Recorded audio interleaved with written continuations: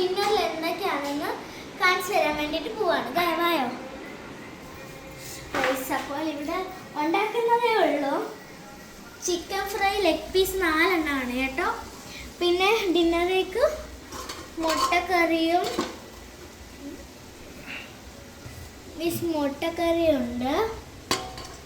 പിന്നീട് ചപ്പാത്തി ഉണ്ട്. അപ്പോൾ ഗൈസ്, അപ്പായാണെങ്കിൽ ചോറ് കഴിക്കുന്നുണ്ട്. അപ്പായിക്ക് വേണ്ടിയിട്ട് ചോറും പിന്നെ എന്തെങ്കിലും വഴുതനക്കറിയും ഉണ്ട്.